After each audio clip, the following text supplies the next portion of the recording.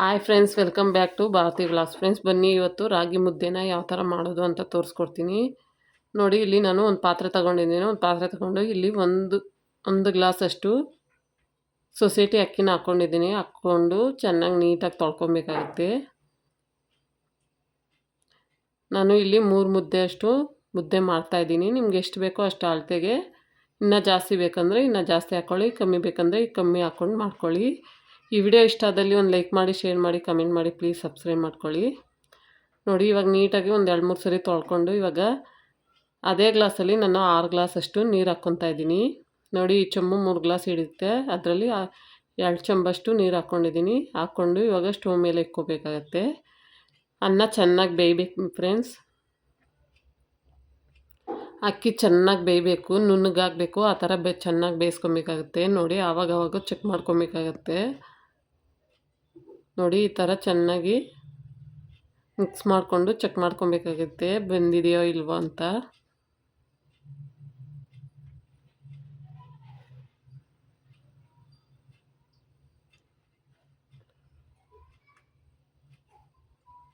ಇನ್ನೂ ಸ್ವಲ್ಪ ಬೇಯಬೇಕು. ನೋಡಿ, ಅಕ್ಕಿ ಚೆನ್ನಾಗಿ ನುಣ್ಣಗಾಗಬೇಕು. ಆವಾಗ ನಾವು ಹಸಿಟ್ಟು ಹಾಕ್ಕೊಂಡ್ರೆ ಮುದ್ದೆ ಚೆನ್ನಾಗಿ ಬರುತ್ತೆ.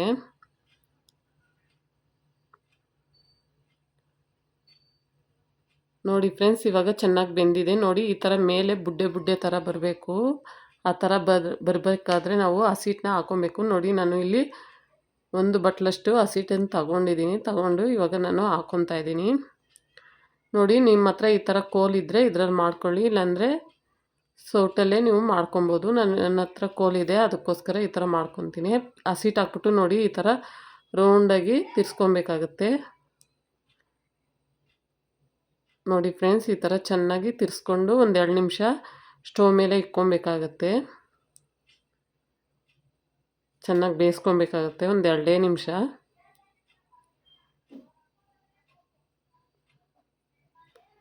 ಇವಾಗ ಸ್ಟವ್ ಆಫ್ ಮಾಡಿಕೊಂಡು ನೋಡಿ, ಈ ಥರ ನಾವು ಮುದ್ದೆನ ಚೆನ್ನಾಗಿ ಈ ಥರ ಮಿಕ್ಸ್ ಮಾಡ್ಕೊಬೇಕಾಗತ್ತೆ. ನಿಮ್ಮ ಕೈಯಲ್ಲಿ ಎಷ್ಟಾಗುತ್ತೋ ಅಷ್ಟು ಚೆನ್ನಾಗಿ ಈ ಥರ ಮಿಕ್ಸ್ ಮಾಡ್ಕೊಳ್ಳಿ. ಆಗಲೇ ಮುದ್ದೆ ಚೆನ್ನಾಗಿ ಬರೋದು. ಒಬ್ಬರು ಅಕ್ಕಿ ಹಾಕ್ದಿರ ಬೇರೆ ಹಸಿಟ್ಟಲ್ಲಿ ಕೂಡ ಮುದ್ದೆ ಮಾಡ್ತಾರೆ. ನಾವು ಮನೇಲಿ ಬಂದು ಅಕ್ಕಿ ಯೂಸ್ ಮಾಡ್ತೀವಿ. ನಿಮಗೆ ಯಾವ ಥರ ಬೇಕೋ ಅದೇ ಥರ ಮಾಡ್ಕೊಳ್ಳಿ. ನೋಡಿ, ಚೆನ್ನಾಗಿ ಈ ಥರ ಮಿಕ್ಸ್ ಮಾಡ್ಕೊಬೇಕಾಗತ್ತೆ. ಎಷ್ಟಾಗುತ್ತೋ ಅಷ್ಟು ಚೆನ್ನಾಗಿ ಮಿಕ್ಸ್ ಮಾಡ್ಕೊಳ್ಳಿ.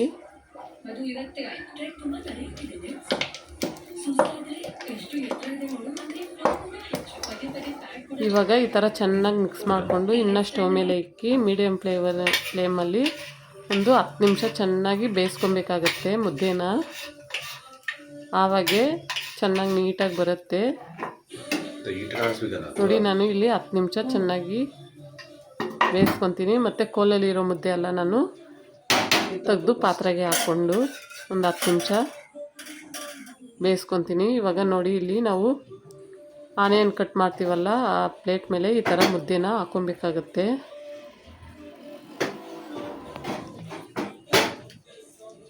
ನೀವು ಬೇಕಂದರೆ ಕಲ್ ಮೇಲೂ ಮಾಡ್ಬೋದು, ಇಲ್ಲಾಂದರೆ ನಾವು ಚಪಾತಿ ತಿರ್ತೀವಲ್ಲ ಅದ್ರ ಮೇಲೇನೂ ಮಾಡ್ಕೊಬೋದು. ನೋಡಿ, ಈ ಥರ ಒತ್ತಿ ಪಕ್ಕದಲ್ಲಿ ತಣ್ಣೀರು ಇಟ್ಕೊಳ್ಳಿ. ಈ ಥರ ಒತ್ತಿ ನೀಟಾಗಿ ಮುದ್ದೆ ಮಾಡ್ಕೊಬೇಕಾಗತ್ತೆ ರೌಂಡ್ ಶೇಪಲ್ಲಿ. ನೋಡಿ, ತುಂಬ ಬಿಸಿ ಇರುತ್ತೆ ಫ್ರೆಂಡ್ಸ್. ಫಸ್ಟ್ ಟೈಮ್ ಮಾಡೋರು ತುಂಬ ನಿಧಾನಕ್ಕೆ ಮಾಡ್ಕೊಳ್ಳಿ. ಅಭ್ಯಾಸ ಇರೋರು ಬೇಗ ಮಾಡ್ತಾರೆ.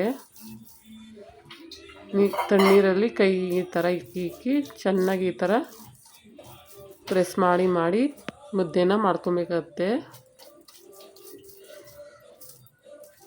ಎಷ್ಟು ಚೆನ್ನಾಗಿ ಬರುತ್ತೆ ನೋಡಿ ಫ್ರೆಂಡ್ಸ್. ಎಲ್ಲೂ ಕೂಡ ಅಂಟೋದು ಕೂಡ ಇಲ್ಲ. ಒಬ್ಬೊಬ್ಬರು ತುಪ್ಪ ಎಣ್ಣೆ ಎಲ್ಲ ಹಾಕಿ ಮಾಡ್ತಾರೆ, ನಾನು ಏನೂ ಹಾಕಿಲ್ಲ. ನೋಡಿ, ಎಷ್ಟು ಚೆನ್ನಾಗಿ ಬರುತ್ತೆ ಅಂತ ಮುದ್ದೆ ನೋಡ್ತಾ ಇರ್ಬೋದು. ನೀವು ಕೂಡ ಮನೇಲಿ ಒಂದ್ಸರಿ ಟ್ರೈ ಮಾಡಿ ನೋಡಿ. ನೋಡಿ, ಎಷ್ಟು ಚೆನ್ನಾಗಿ ರೌಂಡಾಗಿ ಬಂದಿದೆ ಅಂತ ನೋಡ್ತಾ ಇರ್ಬೋದು. ಇದು friends, welcome back to Bharathi vlogs. Friends, ಬನ್ನಿ ಇವತ್ತು ಸಾಂಬಾರ್ ಜೊತೆ ತಿನ್ಬೋದು, ಆರೋಗ್ಯಕ್ಕೂ ಒಳ್ಳೆಯದು.